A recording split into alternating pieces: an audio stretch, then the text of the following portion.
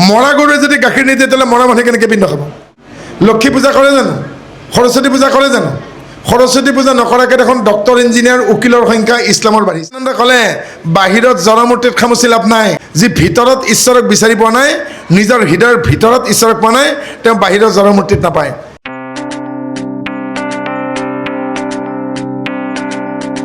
কিন্তু এতিয়া নতুন কথা এটা কিছুমানে কোৱা কৰিছে। কি বুলি কয় বাৰু? আমি সদায় শুনিয়ে থাকোঁ, জীৱন্ত গুৰু। এদিন এজন মানুহে আহি পেলাই আমাৰ দেউতাক কৈছে, আমাৰ গুৰুজন জীয়াই আছে, আপোনালোকৰ শংকৰদেৱটো কেতিয়াবাই মৰি গ'ল। আমাৰ দেউতাক আহি পেলাই কৈছে, জানে শিক্ষা দীক্ষা কম, মোক কৈছেগৈ, এই বাবা কি কওঁ, এনেকৈ কৈছে তেওঁ। মই বোলে কেতিয়া আহিব? বোলে অহাকালি আহিব। বোলে তেওঁক ক'বা যিজনে কৈছে জীৱন্ত গুৰু বুলি পেলাই যে শংকৰদেৱ মৰি গ'ল, তে জীৱন্ত গুৰু যিজন আছে এইজন কেইদিন বাচি থাকিব? যিজন মানুহে কৈছে আমাৰ গুৰুজন জীৱন্ত গুৰু, আমাৰ তোমালোকৰ শংকৰদেৱ মৰি গ'ল, তেতিয়াহ'লে আমাৰজন মৰি গ'ল, ঠিকে আছে। কিন্তু আপোনালোকে যাক জীৱন্ত গুৰু বুলি কৈছে তেওঁৰ বাপেক মৰিছিল নে নাই? মৰিছিল। এওঁ কেইদিন থাকিব পৃথিৱীত? গতিকে এনেকুৱা পাতলীয়া কথাত ভুল নাযাব। আমাৰ কেতবোৰ জনজাতীয় মানুহৰ কি হৈছেগৈ, অৰ্থনৈতিক অৱস্থা বেয়া হৈছে, আৰু অৰ্থনৈতিক অৱস্থাৰ সুযোগ লৈ বিদেশী ধৰ্মাৱলম্বীয়ে আমাৰ মানুহক ধৰ্মান্তৰণ কৰিছেগৈ। আহি পেলাই কি কয়, কি পূজা কৰা? বোলে সাপ বেংখিল পূজা কৰোঁ, গছৰ গুৰিত দিওঁ, তিনিআলিত বোলে কুকুৰা কাটি ফালি দিওঁ। এইবিলাক কিবা ধৰ্ম হ'লনে? আমাৰ তাত আহা এই বুলি কৈ আমাৰ মানুহকে খ্ৰীষ্টান কৰিছে। আমাৰ মানুহৰ ল'ৰা ছোৱালীবিলাকক খ্ৰীষ্টান স্কুলত এডমিশ্যন দিবলৈ হেতাও পৰা, হয়নে নহয়? অলপ পৰ কাৰণে অমুকখন বোলে মিছনাৰীত নাপালোঁ, ছেইণ্ট মেৰিজত নাপালোঁ, ডন বস্কোত নাপালোঁ। আৰু এই কথাৰ বাবে এতিয়া আমাৰ গাঁৱে ভূঞে নগৰে চহৰে থকা অসমীয়া মিডিয়ামৰ চৰকাৰী স্কুলত অসমীয়া ল'ৰা ছোৱালী নাই। কোন পঢ়ি আছে চাব। তাৰমানে নিজৰ প্ৰতি আমাৰ আগ্ৰহ নাইকিয়া হ'ল। আৰু এনেকৈ দেশ জাতি নচলে। যেতিয়া খ্ৰীষ্টান স্কুলত দিব ল'ৰা ছোৱালীক কি হ'বগৈ, গাৰ্জেন মিটিং কল কৰিব। গাৰ্জেন মিটিঙত কি ক'ব, কাৰ কাৰ অৰ্থনৈতিক অৱস্থা নাই, কোনে কোনে ফিজ দিব পৰা নাই, ঘৰত কপি থাকিব, মোৰ ল'ৰাটোক উলিয়াই দিব নেকি, মোৰ ছোৱালীজনী উলিয়াই দিব নেকি? উলিয়াই নিদিয়ে।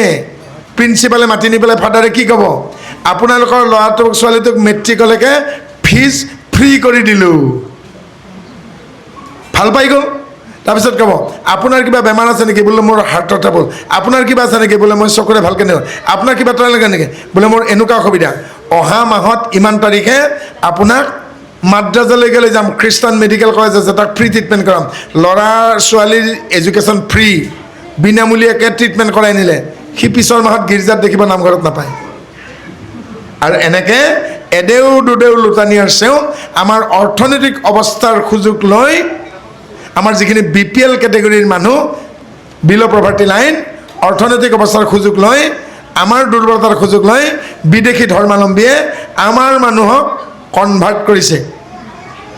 গতিকে আমিও চান্স ল'ব লাগে। কি ল'ব লাগে? আপোনালোকৰ মাজৰে যিসকলৰ অৰ্থনৈতিক অৱস্থা টনকিয়াল নহয়, নামঘৰৰ যদি কিবা বৰঙণি লোৱাৰ কথা আছে, নাম মাত্ৰ কিবা এটা লৈ ৰেহাই দিব লাগে। আমাৰ মাজৰে কোনোবা যদি ছোৱালীজনী যদি পৰীক্ষা দিব পৰা নাই, লাজ থাকিবৰ কাপোৰখন কম হৈছে, আমি সমাজে সেয়া পোৱাৰ ব্যৱস্থা কৰি দিব লাগে। নহ'লে কিন্তু তেওঁ কেইদিনমান পিছত গীৰ্জাত গুচি যাব। মই এইকাৰণে কৈছোঁ, আমাৰ বংশটোৰ ভিতৰত 427 ঘৰৰ ভিতৰত বাথৌ ধৰ্মৰো আছে, ব্ৰহ্ম ধৰ্মৰো আছে, কিন্তু কাকো আমি খ্ৰীষ্টান হ'ব দিয়া নাই। কাকো খ্ৰীষ্টান হ'ব দিয়া নাই। গতিকে আমি আমাৰ নিজৰ বংশটোৰ লৈছোঁ, আমি 427 ঘৰৰ দায়িত্ব লৈছোঁ। আপোনালোকে এনেকৈ দিয়ক যে আমি একশৰণত থাকিম, 4 চৰণ যদি চিনি পায় বেলেগত নাযায়। শংকৰদেৱ গুৰুজনাই কৃপালু গুৰু, কৃপালু গুৰুজনাৰ অভয় চৰণ, কৃষ্ণদেৱৰ অৰুণ চৰণ, ৰাম নামৰ ৰাতুল চৰণ, ভজনী ভকতৰ শীতল চৰণ, এই 4 চৰণ চিনি নাপালে কিন্তু অ' মাই গড কৰি থাকিব, উজতি খালে হাম কৰি খালে। মহাত্মা গান্ধী সৰুৰ পৰা শিকাইছিল, সেইকাৰণে মৰোতেও ৰাম বুলি কৈছে। মৰগিয়া বুলিতো কোৱা নাই। গুলিটো খাওঁতে কৈছে নেকি মৰগিয়া বুলি? হে ৰাম। আৰু গোটেই ভাৰতবৰ্ষৰ ভিতৰত আপোনালোকৰ ইয়াৰ পৰা 22 কিলোমিটাৰ দূৰত এখন গাঁও আছে, যিখন গাঁৱৰ নাম হে ৰাম। গোগামুখ ষ্টেচনৰ পৰা অকণমান ওচৰতে হেৰাম নামেৰ এখন গাঁও আছে। আপোনালোকে জানে নাজানে নাজানো দেই। কিন্তু সেনেকুৱা গাঁও আৰু ভাৰতবৰ্ষত ক'তো নাই। কিন্তু হেৰাম বুলি কোনে কৈছিল? মহাত্মানে মৰোতে কৈছে, দুখ পাই পেলাই কোৱা নাই। তেওঁক শিক্ষা দিয়া হৈছিল, সংস্কাৰ দিয়া হৈছিল। মনত ৰাখিব, বতাহ আহিলে সেইজোপা গছ উভালি পৰে যিডাল গছৰ গুৰিত মাটি নাই, সেইডাল গছ ভাঙি যায় যিডাল ঠুনুকা। তাৰমানে গুৰিত মাটি মানে সংস্কাৰ, সংস্কাৰী ঘৰৰ ল'ৰা ছোৱালী উভাল খাই নপৰে, ঠুনুকা। অৰ্থাৎ যিজন বেছি বস্তুবাদী সেই ল'ৰাই মেট্ৰিকত ফেইল কৰিলে ছুইচাইড কৰিব, সেইজন ল'ৰাই ছোৱালীজনীয়ে ন' বুলি কোৱাৰ লগে লগে ছুইচাইড কৰিব যাৰ হৃদয়ত ভক্তিভাৱ নাই। মেট্ৰিকে কিবা পৰীক্ষা নেকি? জীৱনত বহুত পৰীক্ষা আছে। ৰঘুনাথ চৌধুৰীয়ে মাত্ৰ অষ্টমমান শ্ৰেণীলৈকে পঢ়িছিল, তেওঁ লিখা কবিতা মাষ্টাৰ ডিগ্ৰীত লাগে। শংকৰদেৱে কোনখন ইউনিভাৰ্চিটিত পঢ়িছিল? মাধৱদেৱৰ PhD ডিগ্ৰী আছে জানো? কিন্তু শংকৰদেৱে লিখা ৰামবিজয় ৰুক্মিণী হৰণ আজি কেম্ব্ৰিজ আৰু অক্সফৰ্ডত লাগে। গতিকে শংকৰদেৱেতো ইংলিছ লিখিব জনা নাছিল, সেই সময়ততো ইংৰাজ অহা নাছিল। যাদৱ পায়েঙে পৃথিৱীৰ সিটোমূৰলৈকে যায়, ইংলিছতো সাক্ষাৎকাৰ নিদিয়ে। সেইকাৰণে যাদৱ পায়েঙে কি কয়? কোনোবাই বুজে বুজিব, নুবুজে নাই, মই অসমীয়া ভাষাতে কৈ যাম। আজি যাদৱ পায়েং আমেৰিকা ইংলেণ্ডৰ গৱেষণাৰ বিষয়বস্তু। যাদৱ পায়েংটো জীয়াই আছে গছ ৰুই পেলাই, আৰু যিখন বননিত গছ ৰুইছেগৈ তাৰে বাঘকেইটাও চিনি পায় যাদৱ পায়েং, বোলে এইটো খাই লাভ নাই, ইয়ে আমাক থাকিব জেগা দিছে। যাদৱ পায়েঙে নাৱত চাইকেলখন লৈ পেলাই খোজকাঢ়ি গ'লেও বাঘে বোলে শুঙিও নাচায়। কিয় কাৰণে? প্ৰকৃতিৰ উপকাৰ কৰিছে, কেতিয়াবাই বাঘে খাব লাগিছিল। সেইকাৰণে পুৰাণত ঋষিমুনি কাৰোবাক বাঘে খোৱা আছে নেকি উদাহৰণ? তেতিয়াতো বাঘ সিংহ আছিল, খোৱা নাছিল, কাৰণ তেতিয়া প্ৰকৃতিৰ উপকাৰী আছিল। গতিকে উভতনি সোঁতত সাঁতুৰিবলৈকে শিকাওক। পানীত পৰিলে মানুহ নমৰে, পানীত পৰিলে সেইজন মানুহ মৰে যি সাঁতুৰিব নাজানে। পানীত পৰিলে মৰে নেকি? পানীত পৰিলে নমৰে, পানীত পৰিলে সেইজন মৰে যি সাঁতুৰিব নাজানে। কোনে কৈছিল? বিবেকানন্দই সদায় কৈ থাকে ৰামকৃষ্ণ পৰমহংসই, ঈশ্বৰ কেনেকুৱা, ঈশ্বৰ কেনেকুৱা, ঈশ্বৰ কেনেকুৱা দেখাই দিয়ক। এদিন বিৰাট খং উঠিলে ৰামকৃষ্ণ পৰমহংসৰ, এনেকুৱা দেখা ল'ৰা পানীত নি পিনি পানীত জ্বলিত জুপ বুঢ়িয়াই আছে, জুপ বুঢ়িয়াই আছে। মানে ৰামকৃষ্ণ কৈছে তই মৰি যা, তই মৰি যা, হয় নে নাই?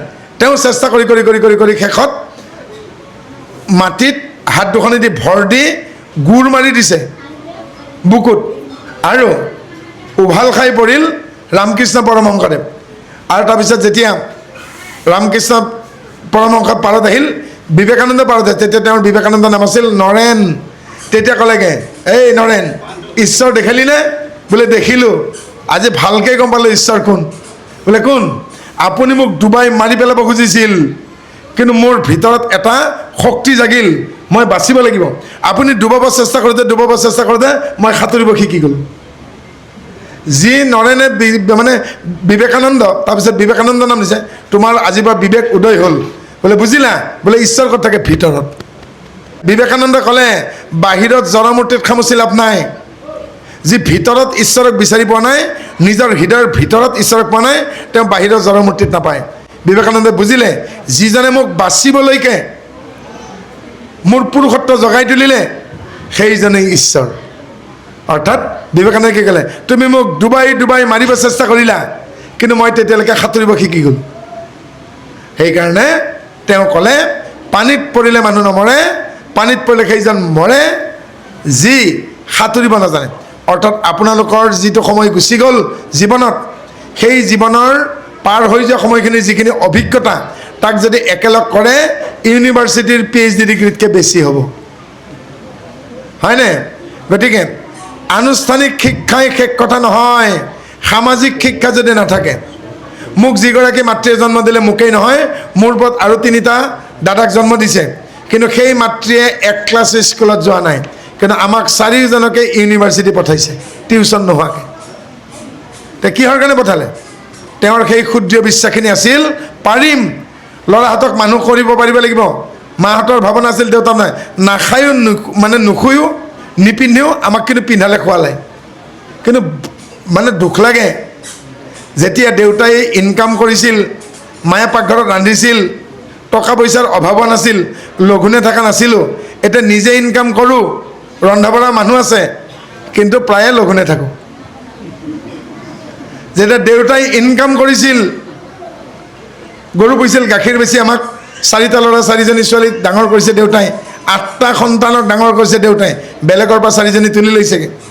মায়ে ৰান্ধিছিল, অকলে পাকঘৰত চাকৰণি নাছিল, সময়ত 3 সাঁজ ভাত খাইছিলোঁ, ৰুটি পাইছিলোঁ, কাপোৰ কানি চব পাইছিলোঁ। এতিয়া নিজেই ইনকাম কৰোঁ, ৰান্ধি দিয়া মানুহ আছে, কিন্তু লঘোণে প্ৰায়ে থাকোঁ। পাইছে বুজি? তাৰ মাজতে কিন্তুটো আছে। গতিকে পাৰ হৈ যোৱা সময়খিনিৰ পৰা যদি শিকনি নলওঁ, আকৌ ডুবিম। গতিকে কোনোবাই আপোনাক ডুবাব চেষ্টা কৰক, আপুনি যদি বুজি পায় যে মোক ডুবাব ধৰিছে, আপুনি কিন্তু সাঁতুৰিব শিকি যাব। গতিকে উৎসাহ, এণ্টাৰপ্ৰিনিয়ৰশ্বিপ, উদ্যমে আপোনাক আগুৱাই লৈ যাব।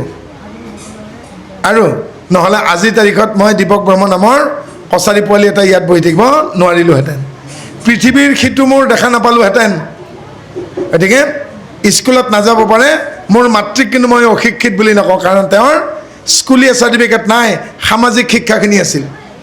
এদিন এখন মোক 20 টকা লাগে, 20 টকা লাগে, স্কুলৰ পৰা বৰপেটালৈকে লৈ যাব। আজিৰ পৰা 45 বছৰ আগৰ কথা কৈছোঁ। এতিয়া মোৰ বয়স 13 বছৰ বয়স। আজিৰ পৰা 45 বছৰ আগত বৰপেটালৈকে লৈ যাব, 20 টকা লাগে স্কুলত দিবৰ কাৰণে। আৰু মায়ে কৈছে, মই খোৱা বিচনাখনৰ গাৰুৰ তলৰ টুচকৰ তলত 40 টকা আছে, একুৰি তই ল'বি, একুৰি ডাঙৰ দাদাই ল'ব। মই 4 বাৰ বিচাৰি নাপালোঁ। মায়ে পেট বন্ধা পিঠা বনাব, পিঠাগুড়ি গুলি যে কলপাতত দিয়ে, আৰু সোঁ হাতখন লেতেৰা, বাওঁ হাতখন চকুমুদি সোমাই দিছে আৰু পইচা লৈছে। মই কিন্তু 4 বাৰ বিচাৰি নাপালোঁ পইচা। মায়ে কিন্তু চকুমুদি হাতখন সোমাই দিছে, আঙুলিৰ ফাটত তৰ্জনী অনামিকাই 20 টকা, অনামিকাই মধ্যমাই 20 টকা, 20 টকীয়া দুখন টানি আনিছে। কণা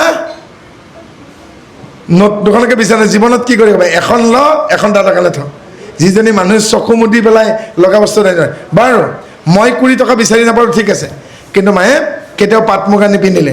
তেওঁৰো দুখ আছিল, 20 টকা বিচাৰি থকা ডাঙৰ কথা, কিন্তু তেওঁ দুখখিনি কোনখন তুলিৰ মাজত থৈ গ'ল, মই আজিলৈকে বিচাৰি পোৱা নাই। তেওঁৰতো বেদনা আছিল, হতাশ আছিল, নোপোৱা আছিল, আৱেগ আছিল, উৎসাহ আছিল, ডিজায়াৰ আছিল, কিন্তু সেইখিনিতো লুকুৱাই থৈ গ'ল।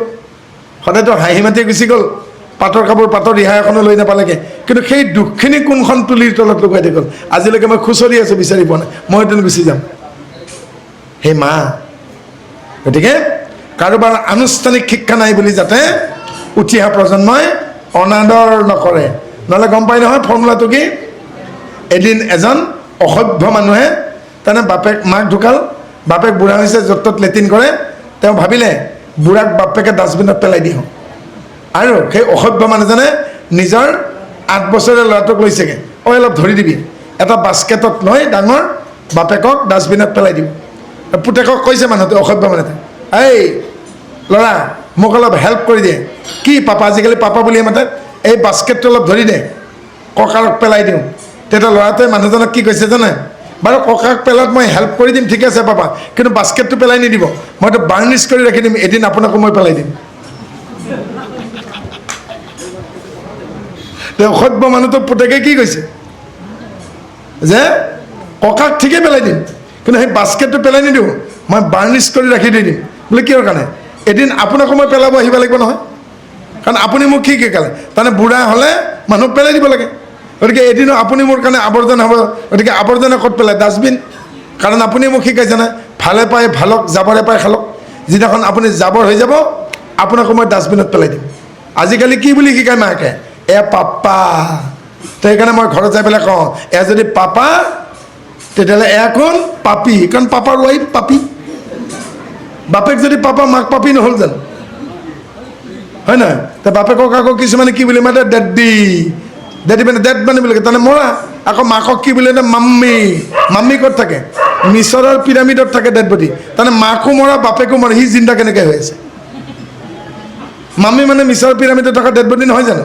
এয়া জানো সম্বোধন কৰিব লাগিছিল কি? দেউতা আৰু মা। দেউতা মানে দেৱতা। বাইবেলতো কোৱা নাই যীশু খ্ৰীষ্টই বোলে বাপেকক পাপা বুলি মাতিব লাগে। বাইবেলখনত চাওক, এই কেকত কেইডালমান কেণ্ডেল জ্বলাই পেলাই নামটো লিখি প্ৰথমতে চিজাৰিং কৰিব, তাৰপিছত কেণ্ডেলকেইটা ফুকাই পেলাই নুমাব। বাইবেলত লিখা জানি মোক দেখুৱাই দিয়কচোন, মই 2খন কাটি দিম। কেণ্ডেল জ্বলাই ফুকাই নুমাব লাগে, আৰু নামটো চিজাৰিং কৰি দিব লাগে বুলি ক'ত দৰকাৰ মানে কাটি দিয়ে নহয় নামটো তাৰমানে কি কেণ্ডেল কেইটা পকা নহয় এওঁৰ মৃত্যু কামনা কৰিম আৰু বেছি দিন পৃথিৱীত থাকিব নালাগে হয় নাই গতিকে এইবোৰ ক'ৰ পৰা সোমাইছে নাজানো এনেকুৱা সংস্কৃতি আমাক নালাগে আমাক আমাৰ সংস্কৃতি লাগে গতিকে কেক কাটক আমাৰ আপত্তি নাই নিজৰ নামটো নাকাটিলেই হ'ল আৰু নিজৰ নামটো নাকাটিবলৈকে সৃষ্টি শ্ৰী লয় মাধৱৰ মুখ্য লীলা কৃষ্ণৰ কিংকৰে পদ শংকৰে ৰচিলা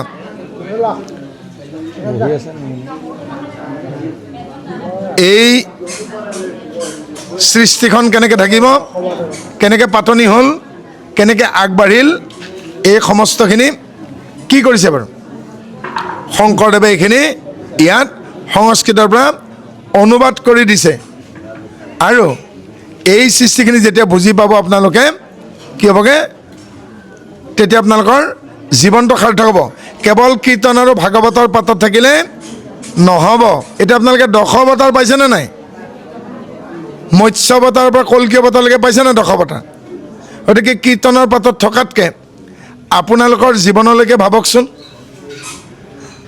আপোনালোকে যেতিয়া মাতৃৰ গৰ্ভত আছিল পানীত আছিল নে নাই এটা বেলুনৰ মাজত সন্তানো থাকে নে নাথাকে মাছে যেনেকৈ সাঁতুৰি থাকে মাতৃ গৰ্ভত থকা অৱস্থাত মৎস্যাৱতাৰ জন্ম পালে কি কৰিব বিচনাখনতে হাকুচি বাকুচি থাকে নে নাথাকে কাছতো নহয়নে কুৰ্ম অৱতাৰ হ'লে ক্ষীৰদধিৰে লক্ষ্য প্ৰহৰৰ পন্থ জুৰিলা কৰিলে তাৰপিছত আঁঠুকাৰি ফুৰে নে নুফুৰে আঁঠুকাৰি ফুৰা অৱস্থাটো হ'ল নৰসিংহ তাৰপিছত থুনুক থানাকৈ খোজকাঢ়ে নিজৰ চেণ্ডেলেৰে ডাঙৰ চেণ্ডেল লয় চাদৰখন পালে কইনা হয় বামন তাৰমানে বাওনা পৰশুৰাম তাৰপিছত দা কটাৰী লাৰে এটা সময়হে দাখন লাগে কটাৰীখন লাগে পৰশুৰাম তাৰপিছত হলিৰাম ইতিমধ্যে মাকৰ কোচত ছেকেণ্ড কেঁচুৱাটো আহিল কমপ্লেইন নকৰে জানো ডাঙৰটো সৰুটোক ভাইটি অমুক কৰিছে ভণ্টি অমুক কৰিছে সেইফালে গৈছে নোযোৱা জেগাত গৈছে দাদা বলভদ্ৰে দিলাকৰ খল খাইলাকৰ কৃষ্ণে মাটিয়ে কলাল কমপ্লেইন কৰিব পৰা অৱস্থাটো অভিযোগ দিয়া অৱস্থাটো বলৰাম তাৰপিছত কি হ'বগৈ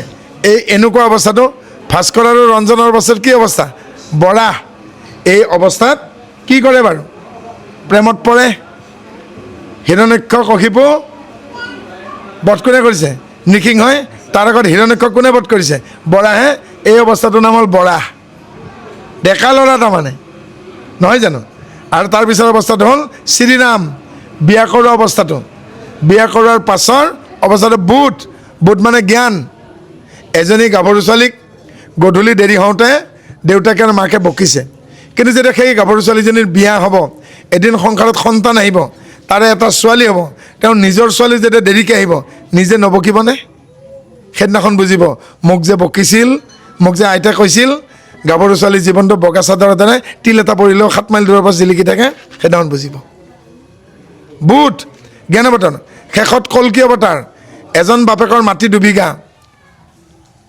ভগাই দিলে কিমান হ'বগৈ 10 কঠা মাটি হ'ব 2 বিঘাত 2.5 কঠাকৈ ভগাই দিলে কাৰোবাৰ ভাগত কম কাৰোবাৰ ঘৰত বেছি বস্তি মাটি আৰু ৰুপিত মাটি ইটোৰ ডিঙিত সিটো দানত হয়নে নহয় কোৰ্টত উকিলকেইটাই পইচা পাব একে মাকে জন্ম দিয়া একে বাপেকৰ তেজেৰে মাকৰ গৰ্ভলৈকে অহা 4টাৰ মাজত আজি মিল নাইকিয়া হ'ল আগতে কিছ চাবি এখন কাঁহীত খাই এতিয়া ইটোৰ ডিঙিত সিটো মেচিদা কল্কি অৱতাৰ এনেকৈ পিতা শত্ৰু মাতা বৈৰী সন্তানে পিতৃ মাতৃৰ শত্ৰু হৈ যাব এই দশাৱতাৰ আমাৰ জীৱনতে আছে মিলাই ল'লেই হ'ল গতিকে শংকৰদেৱ অতি চতুৰতাৰে আগমৰেও দিছে নিগমৰে দিছে গতিকে যিদিনাখন এই সৃষ্টি লীলা ৰহস্য বুজি পাব সেইদিনাখন জীৱন ধন্য হ'ব ৰাম মহাভাগৱত পদ অমিত সমান ব্ৰাহ্মণ পুৰাণ কিছু মিছ দিলো তাত দুয়ো কথা নিবন্ধিলো একত্ৰ মিহলে মধুহমে দুগ্ধ যেন ৱাতি স্বাদ মিলে শুনা সাৱধান মনে সবে সভাসদ ত্ৰিস্কন্ধৰ মহা ভাগৱত পদ যেন মতে ভৈল ইটো অনাদি পাতন শুনিও ক আছে যাৰ মুকুতি কমন। কৃষ্ণ এই ভাগৱতৰ তৃতীয় স্কন্ধনৰ সৃষ্টিলীলা বৰ্ণনা কৰিবলৈকে যাওঁতে শংকৰদেৱ গুৰুজনাই বামন পুৰাণৰ পৰা সৃষ্টি ৰহস্যৰ কথা নিয়াত মিহলি দিছে। কেনেকুৱা হ'ল মিহলি দিওঁতে যে গাখীৰ খাবলৈ ভাল, আমাৰ সেয়া এনেই গাখীৰ খোৱাতযুক্ত, কিন্তু গাখীৰত যেতিয়া অলপমান মৌ ঘুটি দিয়ে আৰু মিঠা হৈ যায়। গাখীৰ খাবলৈ ভাল, কিন্তু গাখীৰত যেতিয়া মৌ ঘুটি দিয়ে আৰু মিঠা হয়। আৰু ঠিক তেনেকৈ কৈছে যে ভাগৱত পুৰাণৰ এই কথাখিনিত বামন পুৰাণৰ পৰা সৃষ্টিখণ্ডৰ তত্ত্বখিনি আনি ইয়াত মিলাই দিয়াত গাখীৰৰ লগত মৌ মিলাই দিয়াৰ নিচিনা হ'ল। আপোনালোকে সৰু ল'ৰা ছোৱালীক চাবচোন, কি নাখায় বাৰু? তিতা নাখায়। এতিয়া মোৰ ওচৰলৈকে যদি চুবুৰীৰ কোনোবা এগৰাকী আহি কয়, বাবু বৰ কাহ হৈছে ল'ৰাটো, এতিয়া এল'পেথিক নোখুৱাওঁ, হোমিঅ'পেথিক খুৱাম, এই 3 দিনমান পিছত চহৰলৈকে গৈ পেলাই তাক ডক্টৰলৈকে লৈ যাম, এতিয়া কাহটো ভাল হোৱাকৈ কিবা ঔষধ দিয়কচোন। বোলে মই দিয়া ঔষধটো দি খোৱা টান আছে, কাৰণ মই বাহকা তিতাৰ পাত পুৰি পিনি বা সিজু গছা পাত পুৰি পিনি দিম, সেইটো তিতা হ'বগৈ, খাব জানো? এতিয়া মই কি বুদ্ধি কৰিম, আইগৰাকী ক'ম, আপুনি মোৰ লগত এই তিতা ৰসখিনি খুৱাই দিয়ক, যে মিঠা পাই পেলাই খাব নে নাখায় কেঁচুৱাটো? তে মিঠা পাই পেলাই কেঁচুৱাটো খাই দিব, মিঠা মোৰ লগত তিতাখিনি কেঁচুৱাটোৰ পেটত যাব আৰু কেঁচুৱাটোৰ কাহটো ভাল হ'ব। ইমান টান টান কথাবোৰ আমিতো হজম কৰিব নোৱাৰিম, বুজি নাপাম। সেইকাৰণে তেওঁ অলংকৰণ কৰি অকণমান সোৱাদ দি তাক ৰসাপ্লুত কৰিছে। যেনেকৈ কেঁচুৱাক তিতা ঔষধ মিঠাৰে খুৱায়, হয় গুড় নহয় মৌৰে নোখোৱাই জানো? গুড় আৰু মৌ পেটত যায়, গুড় আৰু মৌৰ লগতে ঔষধো পেটত যায়। গুড়ে গুড়ৰ কাম কৰিব, মৌৱে মৌৰ কাম কৰিব, আৰু ঔষধটোৱে তাৰ কাম কৰিব। এতিয়া আমাৰ ভাইটিহঁতৰ ঘৰত কুৱাটোত থকা বাল্টিং এটা আছে, ৰছীডাল পুৰণা হোৱাৰ কাৰণে ছিঙি গ'ল, বাল্টিংটো এতিয়া পানীত সোমাই গৈ বোকাত পোত খাই থাকিল। এতিয়া মোক সুধি যায়, ঐ দাইদেউ সেই নহয় বাল্টিংটো উঠাব লাগিছিল, ৰছীডাল পুৰণা হৈছে। মই তেতিয়া কি ক'ম, আমাৰ নতুন ৰছীডাল লৈ যা, আৰু এই কটাডাল লৈ যা, লোহাৰ কটা এডাল আছে, লোহাৰ কটাডাল ৰছীৰে মূৰে বান্ধি কপিকলটোৰ মাজেদি সোমাই দি তলত এতিয়া পেলাই দিলোঁ, আৰু কটাডালে ইফাল সিফাল কৰোঁতে পানীৰ তলত বোকাত পৰা বাল্টিংটো নাকে মুখে কাণে ধৰি বাল্টিংটোত কোনে উঠাই নিব? কটাডালে। কিন্তু ৰছীডালে বাল্টিং উঠাই নিব নেকি? হয়নে? এওঁতো কোনোদিন তাৰমানে বাল্টিং উঠোৱা দেখা নাই, যে চিঙা বাল্টিং এনেকৈ উঠাব লাগে। তেওঁ আজি এটা অভিজ্ঞতা হ'ল যে বাল্টি যেতিয়া ছিঙি পৰে কি মানে কটাৰে উঠাব পাৰি, উপায়টো পালেনে? আৰু মই ক'লোঁ ৰছীডাল সলাই ল'বা, নহ'লে আকৌ বাল্টিংটো ছিঙি পৰিব, অভিজ্ঞতা। আৰু কটাডালে কি কৰিলে? উদ্ধাৰ কৰিলে। এই কুৱাত পৰা বাল্টিংটো যেনেকৈ কটাডালে উঠায়, সেনেকৈ পৃথিৱীখন কুৱাটো বুলি ভাবকচোন, হয়নে? আপোনাৰ যিখিনি সদিচ্ছা আছে, ভাৱনা আছে, যিখিনি আপুনি পূৰ কৰিব পৰা নাই, সেইখিনি আপুনি বাল্টিংটো বুলি ভাবকচোন। সৎসংগ যিয়ে আপোনাৰ লক্ষ্যত উপনীত হোৱাত সহায় কৰে, সেয়ে আপুনি ৰছীডাল আৰু কটাডাল বুলি ভাবকচোন। কপিকলটোৱে সময় বুলি ভাবকচোন। এতিয়া আপোনাৰ সকলোৱে যাব। অৰ্থাৎ আপুনি যিমান পৰিশ্ৰম নকৰক জীৱনত, 99%লৈকে 1% ভাগ্য লাগিব। অৰ্থাৎ যাৰ অনেক কোটি জন্মৰ ভাগ্য আছে, সিহে কথা হৰি কথাত পাতে কাণ বুলি কৈছে। অৰ্থাৎ বহু চোকা ল'ৰা ছোৱালী আছে আপোনালোকৰ এই গাঁওখনতে, কিন্তু ভাল চাকৰি যোগাৰ কৰি ল'ব পৰা নাই। পৰিশ্ৰম ঠিকেই কৰিলে, এই ভাগ্যত কোনোবাখিনিত মাইনাছ হৈ আছে, ঘাটি হৈ আছে। যেতিয়ালৈকে ৰছীৰ মূৰত কটা বান্ধি নিদিয়ে বাল্টি তুলি আনিব নোৱাৰে। সেইকাৰণে এই ভাগৱতৰ এঠাইত আছে, কীৰ্তনতো আছে, নামঘোষাতো আছে। কি বুলি কৈছে? মৃগৰ তৃষ্ণাৰ নৱ জলে শ্ৰান্ত হৈয়া মহামোহ পাওঁ, কতোহো উপংগু কতোহো তল যাওঁ, কতোহো থাকো মধ্যতে।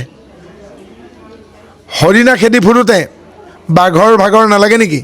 বাঘে প্ৰত্যেকবাৰে হৰিণা ধৰিব নোৱাৰে, হয়নে?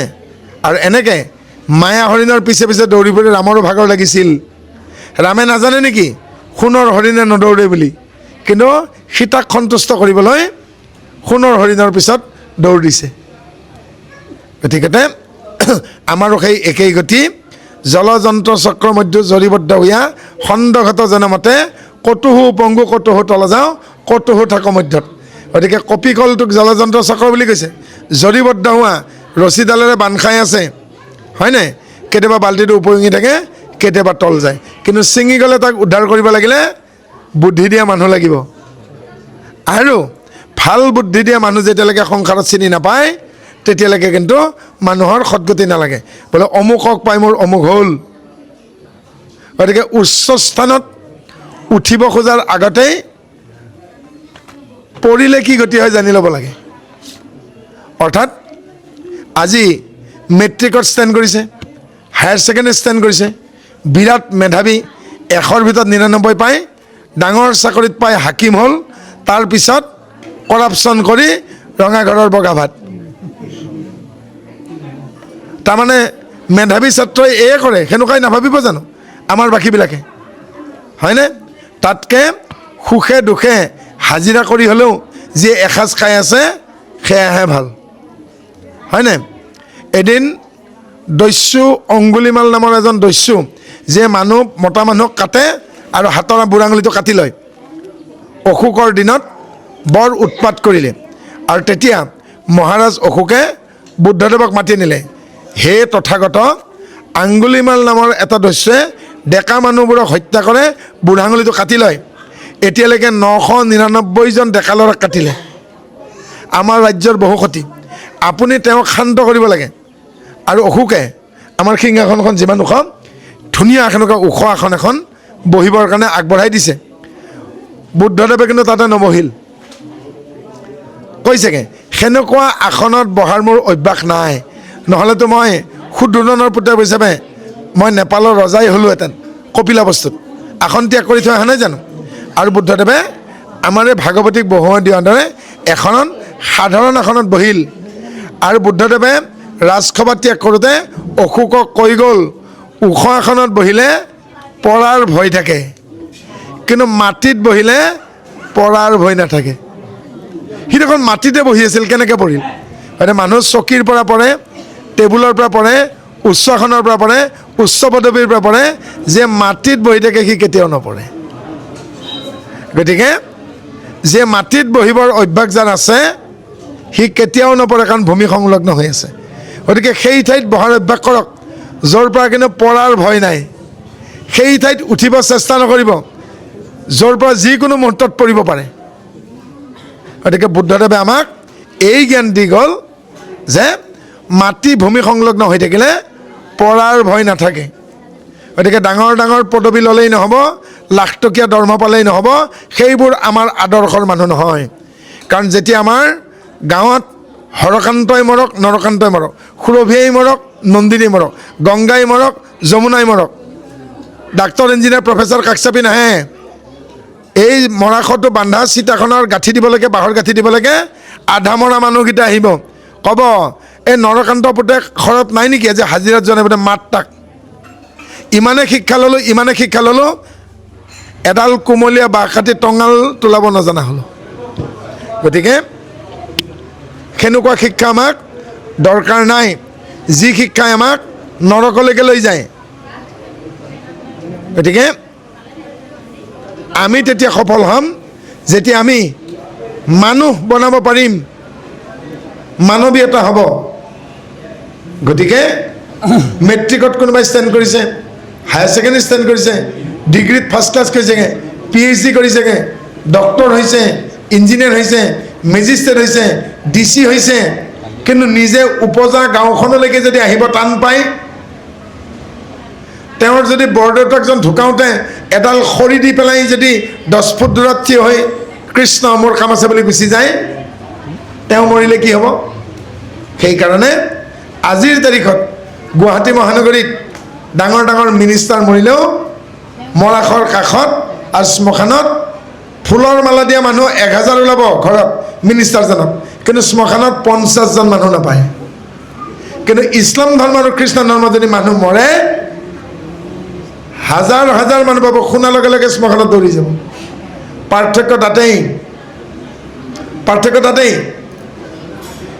পৃথিৱী ঘূৰি ফুৰিলোঁ, ক'তো নুশুনিলোঁ কোনোবাটো গীৰ্জাৰ, কোনোবাটো মছজিদৰ এক লচা এক কঠা মাটি কোনোবাই দখল কৰিছে। কিন্তু লাজ লাগে আমাক যেতিয়া বিদেশত কৰে, তোমালোকৰ নামঘৰৰ সত্ৰবিলাকৰ মাটি কিয় দখল কৰে হে? কোনখন মুখেৰে কওঁ মই বোলে আমাৰ নিজৰ মাটি আধিত দি পেলাই বেলেগত যাই গোলাম খাটি থাকে। চাউথত গৈ বেয়া লাগিছে, ইয়াতে কয় বোলে তাতে কোম্পানীত কাম কৰি আছোঁ। গ্ৰেজুৱেট ল'ৰা BSc BCom BA পাছ কৰা ল'ৰা গৈ হোটেলত বাচন ধুই আছে। সুধিলোঁ গাঁৱৰ ঘৰত বোলে 30 বিঘা মাটি আছে, মিয়াক আধিত দি থৈছে। এডেও দুডেও লিয়াৰ নিয়াৰ চেওঁ 7 বছৰ যিখিনিত মাটি আপুনি খেতি নকৰিলে আৰু 3 বছৰলৈকে 10 বছৰ হৈ গ'ল, নিজৰ পথাৰৰ সীমাই পাহৰি যাব। এইখন অসমে যদি কোটি কোটি বাহিৰৰ বিলাতী মানুহক, বিদেশী মানুহক, লগতে বিহাৰী বঙালী মাৰোৱাৰীক যদি ভাত দিব পাৰে এইখন অসমে, তে এইখন অসমে আৰু বাকী থকা অসমীয়াক কিয় ভাত দিব নোৱাৰিব? এলাহ।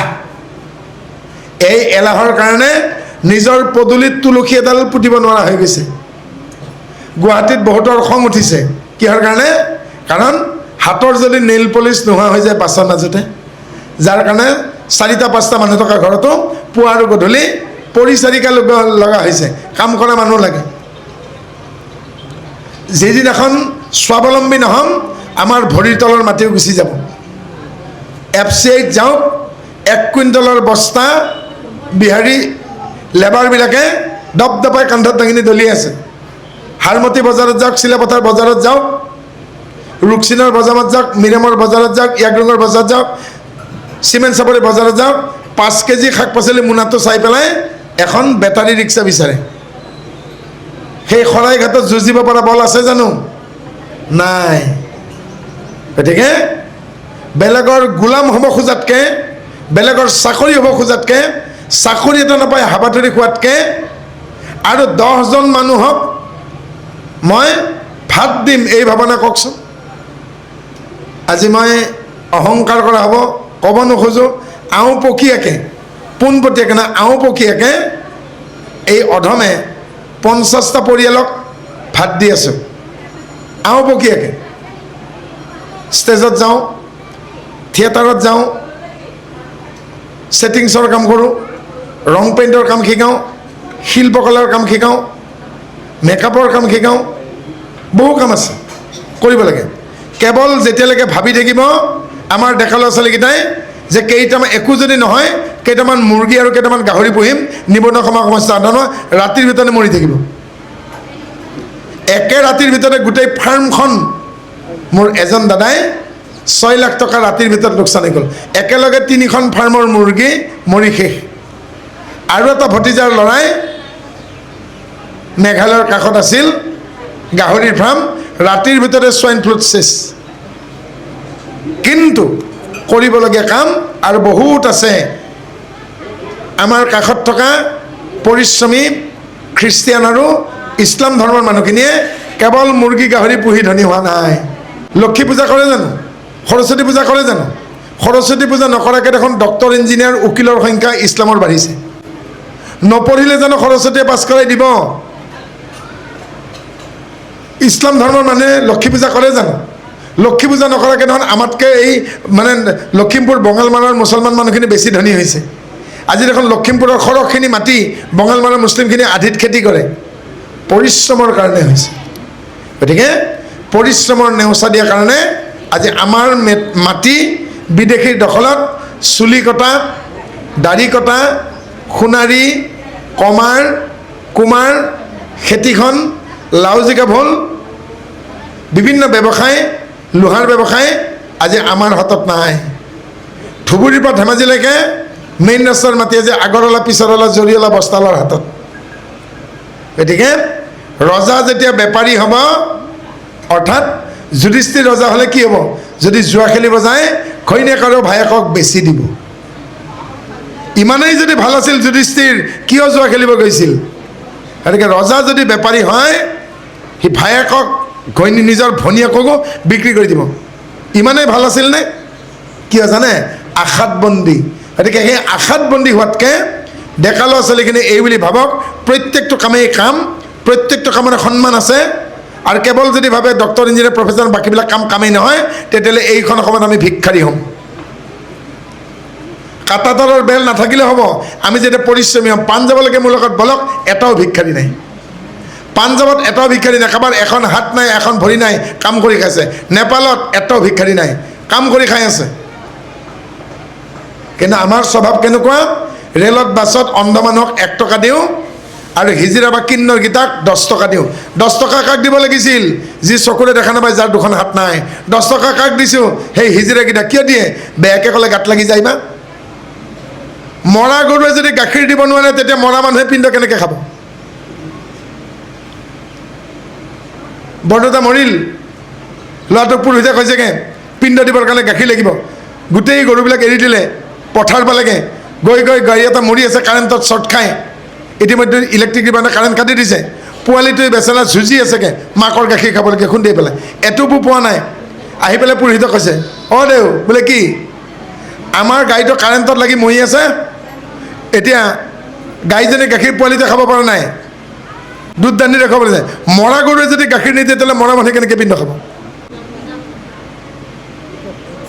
হয়নে এতিয়া আমি মৰা গৰুৰ গাখীৰ খীৰাব চেষ্টা কৰি আছোঁ কাৰণ মৰা মানুহক পিণ্ড দিব লাগে যিদিনাখন আপুনি বুজি পাব যে মৰা গৰুৱে গাখীৰ নিদিয়ে কিয় কাৰণে গৰুটো জীয়াই থাকিলেও গাখীৰ নিদিয়ে যেতিয়ালৈকে পোৱালিটোৱে বাঁহটোত খুন্দা মাৰি নিদিয়ে সকলো উপনিষদৰ সাৰ এজনী গাই আৰু সেই গাইজনীৰ নাম হ'ল গীতা অৰ্জুন হ'ল পোৱালি কৃষ্ণ হ'ল গোৱাল অৰ্জুন নামৰ পোৱালিটোৱে সেই গীতা নামৰ উপনিষদৰ গাইজনীৰ উহানত খুন্দা মাৰি নিদিয়ালৈকে গাখীৰ নমাই দিয়া নাই আৰু কৃষ্ণ নামৰ গোৱালে খীৰাব পৰা নাই চাৰ্বাপনি চেদু গাব দুগ্ধা গোপাল নন্দনা পাৰ্থ চলিবিলাক গৌতম হে নমঃ অৰ্থাৎ সকলো উপনিষদৰ সাৰ কেন উপনিষদ কঠোপনিষদ মাণ্ডুক্য শ্বেতাশ্বতৰ বৃহদাৰণ্য ঐতৰীয় তৈতৰীয় মাণ্ডুক্য এই উপনিষদৰ সাৰখিনি হ'ল গীতাখন আৰু সেই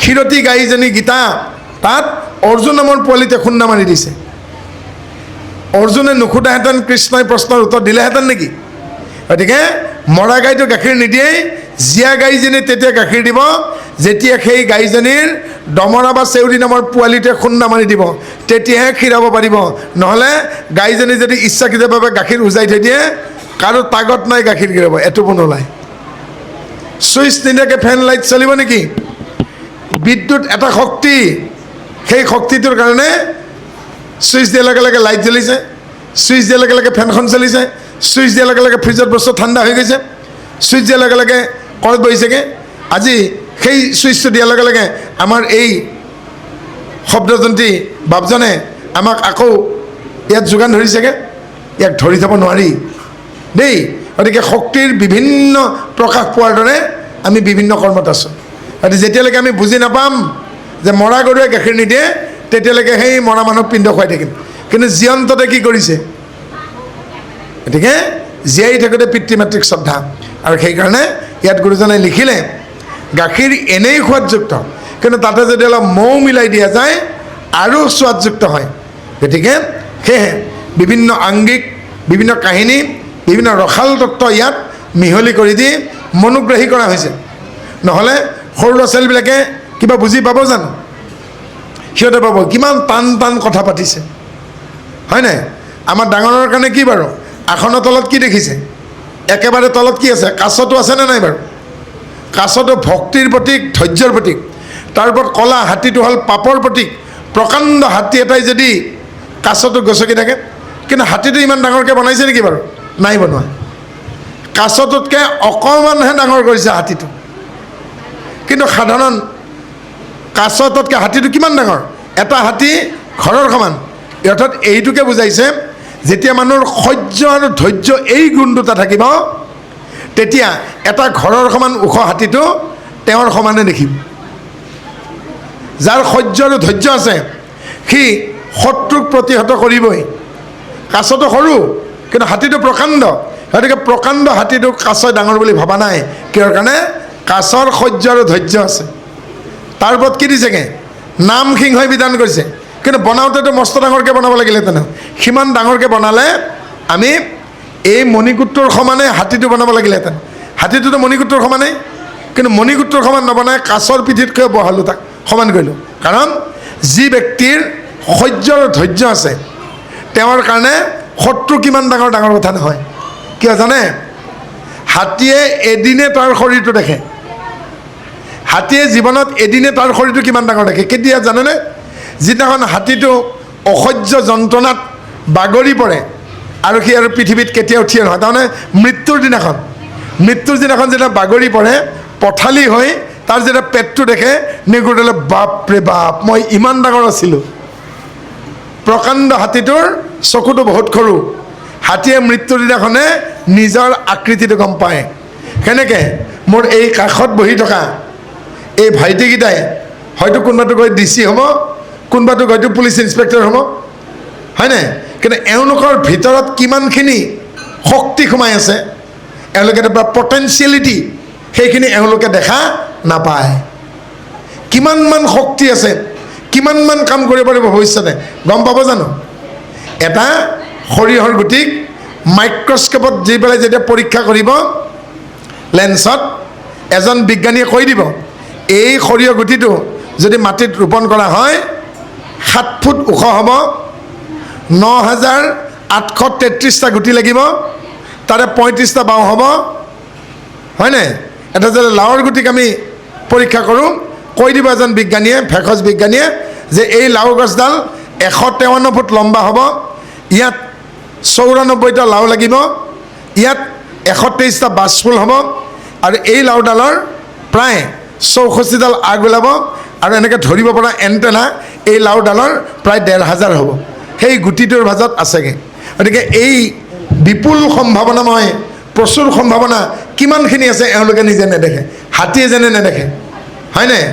গতিকে দূৰদৰ্শী হ'বলৈকে কৈছে। গতিকে আমি সৰু ল'ৰা ছোৱালীক বুজাবলৈকে কি ক'ম? কাছটো বাৰু তেওঁলোকক আমি সাধু ক'ম। বোলে এদিনাখন এটা কাছ খোজকাঢ়ি গৈ আছে, আৰু অলপ পাছতে গাঁত এটাৰ পৰা সন্ধিয়া সময় শিয়াল এটা ওলাই আহিল। ভোক লাগিছে শিয়ালটোৰ, আৰু শিয়ালটোৰ সন্মুখত দেখিলে এটা শিলগুটি বগাই গৈ আছে, আৰু কাছটোক শিয়ালটোৱে ধৰি পেলালে। তেতিয়া কাছটো ৰৈ দিলে, হাত ভৰি নাই। শিয়ালটোৱে ক'লে, হেৰা খোজকাঢ়ি থকা শিলগুটি, তুমি লাজ কৰিছা? তেতিয়া কাছটোৱে কি ক'ব? মই লাজ কৰা নাই, মই ৰৈ দিছোঁ। তেতিয়া শিয়ালটোৱে ক'ব, মাংস গোন্ধাইছে, হয় মোৰ ভিতৰত মাংস আছে। শিয়ালটোৱে তেতিয়া ক'ব, মোৰ যে বৰ ভোক লাগিছে। তেতিয়া কাছটোৱে ক'ব, মামা আপোনাৰ যদি ভোক লাগিছে মোক খাওক। তাৰপিছত শিয়ালটোৱে প্ৰেক্টিচ কৰিব অঠালিকৈ, খাব পাৰিব নেকি? তেতিয়া শিয়ালটোৱে ক'ব, তুমি বৰ টান, তোমাৰ বুকে বুটে বুলেট প্ৰুফ জেকেট, বোলে আপোনাৰ গণ্ডগোল নাই, মোক মা দেউতাই এনেকৈ বনাইছে, হয়নে? তেতিয়া কাছটোৱে কি ক'ব? আকৌ আপোনাৰ যদি সঁচাকৈ বোলে খাওক আকৌ, মই যে নোৱাৰিছোঁ। তেতিয়া কাছটোৱে বুদ্ধি দিব। কি বুদ্ধি দিব? অঁ মামা, জ্ঞানী লোকে কয়, বুঢ়া মানুহে কয়, টান বস্তুবিলাক বোলে পানীত ভিজালে ঢিলা হয়। ওচৰত ক'ৰবাত পানী আছে নেকি? কি অসৈখন নৈখন বোলে তাতে ঢিলা হ'ব, নমাই দিয়ক। কাছটোক নমাই দিয়াৰ লগে লগে শিয়ালৰ হাত পিছলৈ কাছ গুচি গ'ল, বাই বাই, হয়নে?